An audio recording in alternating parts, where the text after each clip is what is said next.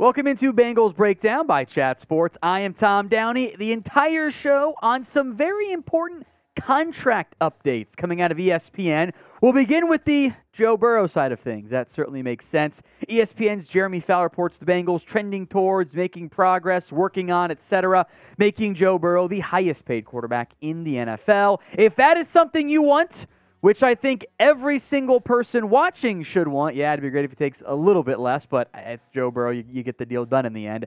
Like the video. Sooner Joe Burrow is paid, the better for the Bengals. That's how contracts tend to work. Like that video right now. Here's what ESPN's Fowler had to say on the matter. Several things till we get this one here. I'm told the Bengals have made their initial push to sign Joe Burrow. They have started that negotiation process with Burrow and his agents. Now, for a deal this complex, it would be a lot of back and forth, probably a lot of counter proposals, but at least the ball is rolling. This makes perfect sense. I think when it's all said and done, that's the expectation that Fowler reports as well. Burrow will become the highest paid quarterback in the NFL, and I don't mind that at all because Burrow's good at football. And if you beat the Chargers and Justin Herbert to their deal, Burrow would be the highest paid guy for what could be like a day. It could be Burrow gets paid, then Herbert gets an extra $0.5 million per year. That deal's wrapped up. It's probably the one that gets done first is the harder of the bunch to end up getting done. And there is the report out there that Patrick Mahomes, by the way, will get a restructured contract and he'll end up getting new money value of highest paid quarterback, etc. The way the quarterback contract works, the way that the salary cap works, everything's going to the moon. Everything is expensive. There's nothing cheap out there at the quarterback position. So when you find that top three, whatever the number is for Joe Burrow, franchise quarterback, you pay him. You get it done. You lock him in long term and adjust that number. The APY can be $53 million. His cap hit should never be close to that when the Bengals are competing over the next few years. So the pinned comment, then some more on Burrow on today's show. Would you make him the highest paid QB in the NFL? I almost went why for yes, but we'll let it be a democracy. Would you make him the highest paid QB? The ad break comes here on YouTube. Take advantage. Head down there and vote. Y for yes, N for no.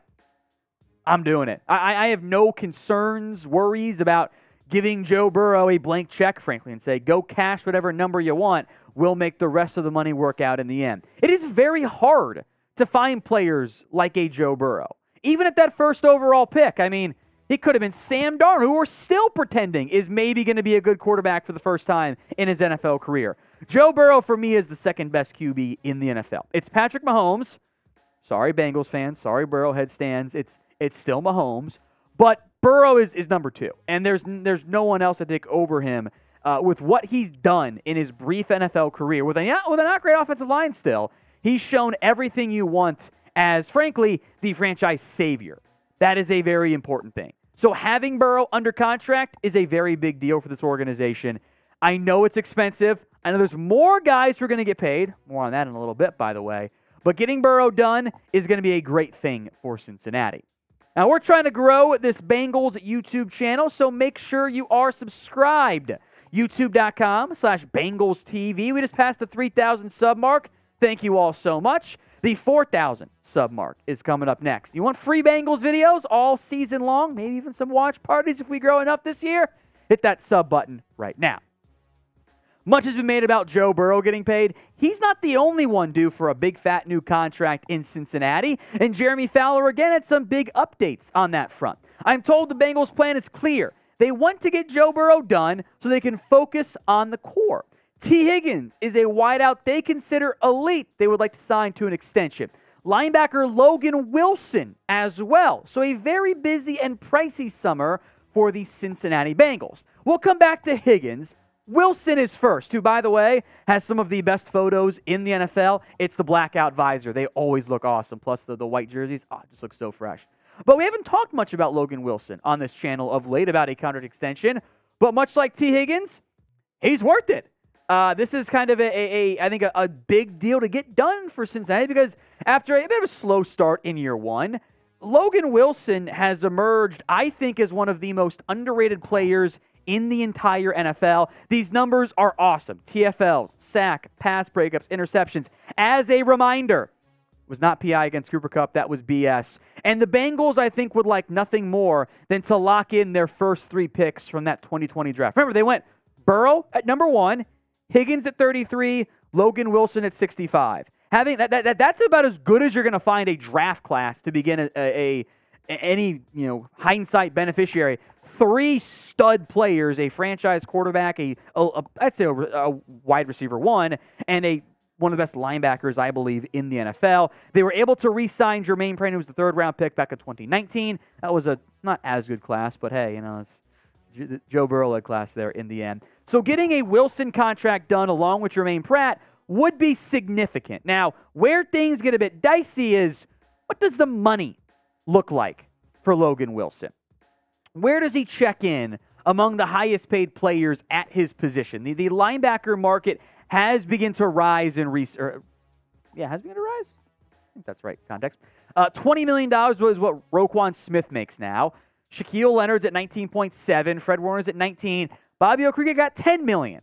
Think you're going to have to give Logan Wilson more than that. If you can get him in at 15, 16, 17, maybe 18, what Tremaine Edmonds just got, that would be a good contract for Cincinnati. But that one might be a little bit more challenging, given all the differences of player values and the fact that, Wilson's not to the linebacker group what Burrow is, but what makes Burrow so special. We'll talk about Tee Higgins now in depth. But first, of the 2 next guys from that draft class to get paid, who gets it done first? TH for Tee Higgins or LW for Logan Wilson?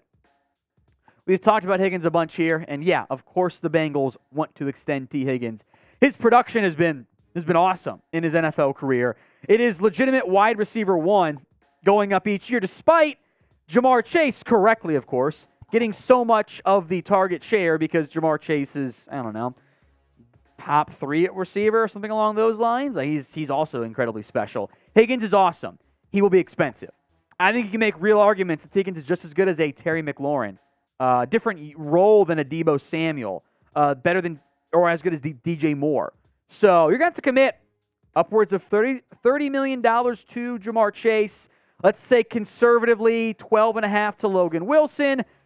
Conservatively, $51.5, whatever it is, to Joe Burrow per year, $20-ish million to Tee Higgins. That is expensive. That is a lot of money to commit to what will be your core, and that's okay. This is I call it a champagne problem. It's expensive for what the Bengals have coming down the pipeline, but it is a champagne problem because you're in a spot where you have to pay your good players big money, and the salary cap will rise. It is time for Bengals ownership, and maybe they haven't always done consistently, to pay up, to give out big contracts with lots of guaranteed money, or at least rolling guaranteed money if you want to circumvent the whole trust thing that NFL still uses for some reason. It's expensive, it's time, and in the end, it's a good problem to have. You'd rather be in a position where you have to pay out big money than you've got money left over because you've been drafting like crap. It's not an issue anymore for the Bengals. Now, what's not expensive is subscribing to us here at Bengals Breakdown by Chat Sports. More free videos coming your way. Hit that sub button right now, youtube.com/BengalsTV.